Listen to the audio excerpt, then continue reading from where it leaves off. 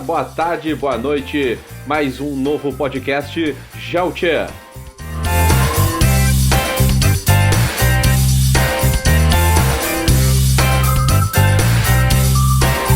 A aula de hoje é sobre velha ordem mundial e nova ordem mundial.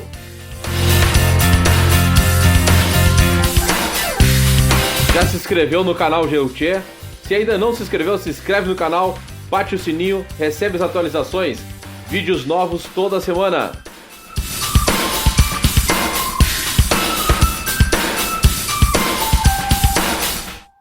Bem-vindo, vem chegando. Hoje o conteúdo na área de geografia, conteúdo para séries do 8º ano do ensino fundamental e 2º ano do ensino médio. Vamos lá, então, porque hoje a aula é fera. Começaremos com a aula de hoje, então, falando em velha ordem mundial, ou também conhecido como período da bipolaridade. Este período que compreende pós-Segunda Guerra Mundial até por voltas de 1991. Tem pontos principais a lembrar para o fim desta velha ordem mundial, que é a queda do Muro de Berlim, a crise socialista e a reunificação da Alemanha.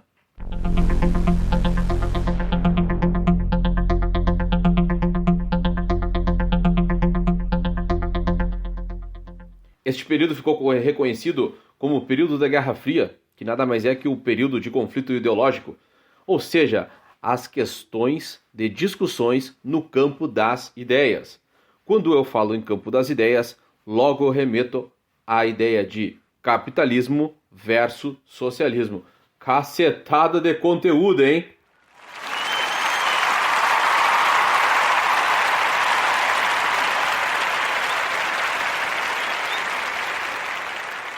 Então, criaturinhas medonhas, o que a gente tem neste período da Guerra Fria, reconhecido então como bipolaridade, ou seja, as duas superpotências. De um lado, os Estados Unidos da América, que consagrou-se como potência mundial, defendendo a ideologia capitalista, e do outro lado, União das Repúblicas Socialistas Soviéticas, defendendo a ideologia do socialismo. A partir daí, você lembra algumas características importantes que em outros podcasts nós vamos entrar aprofundadamente em cada um desses assuntos. Mas por agora, você pega essas características importantes. Olha aí! Neste período, as duas grandes superpotências realizavam abastecimento de conflitos paralelos. O período chamado também da corrida armamentista e também característica boa de prova, corrida espacial. Ah, moleque!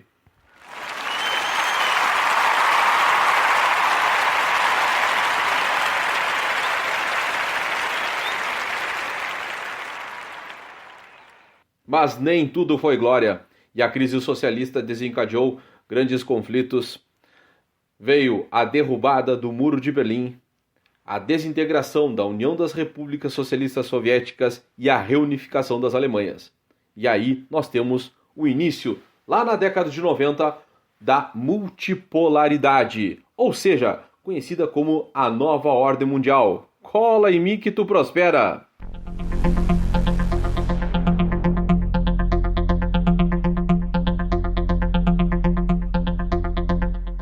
Se lá na velha ordem mundial você tinha apenas 2 polos de poder, agora é multipolaridade. E se é multi, você tem vários polos de poder. Eu costumo dividir para meus alunos 3 grandes blocos de poder, porque aqui os blocos econômicos ganham uma maior força ainda no início da década de 90. No continente americano, NAFTA, o Acordo de Livre Comércio da América do Norte. Na Europa, e pegando grande parte do continente africano, a União Europeia. Lembrando que este bloco tem seu início lá com a Comunidade Econômica Europeia pós-Segunda Guerra Mundial. E lá no Sudeste Asiático eu tenho a PEC, Cooperação Econômica da Ásia do Pacífico. Não é mole, hein, gaúcho? Tu vê que quantidade de conteúdo para tua prova, hein?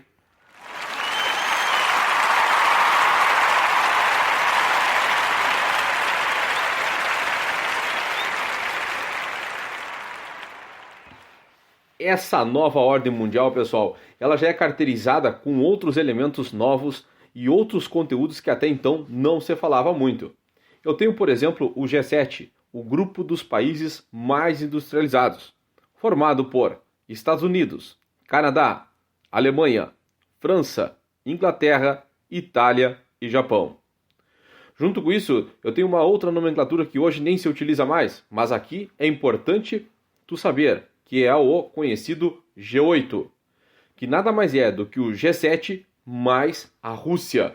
Vejam que agora eu já não falo mais em União das Repúblicas Socialistas Soviéticas. Eu estou falando aqui Rússia. E por que a Rússia está neste grupo seleto? Porque, devido a questões bélicas e geopolíticas. Olha a dica que vai vir aí, hein?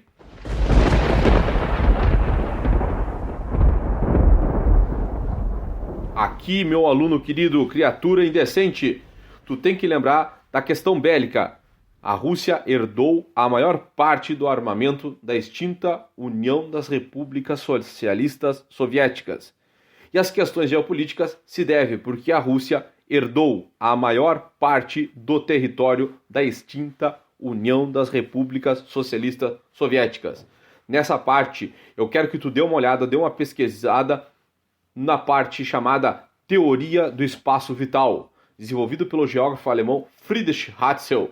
E aí você vai entender por que a Rússia entra neste grande grupo seleto. Caraca, mano!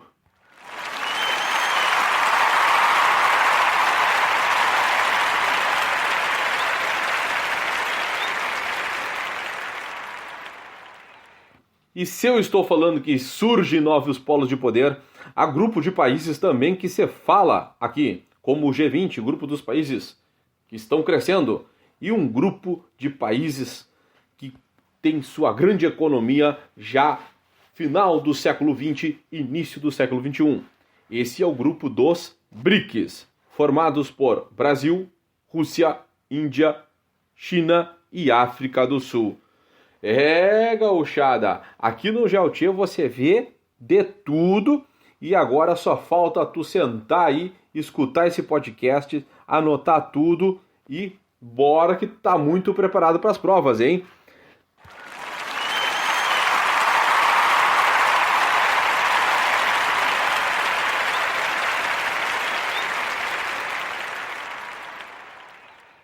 Por hoje é só, galera. Fica aqui um grande abraço e muitas gracias!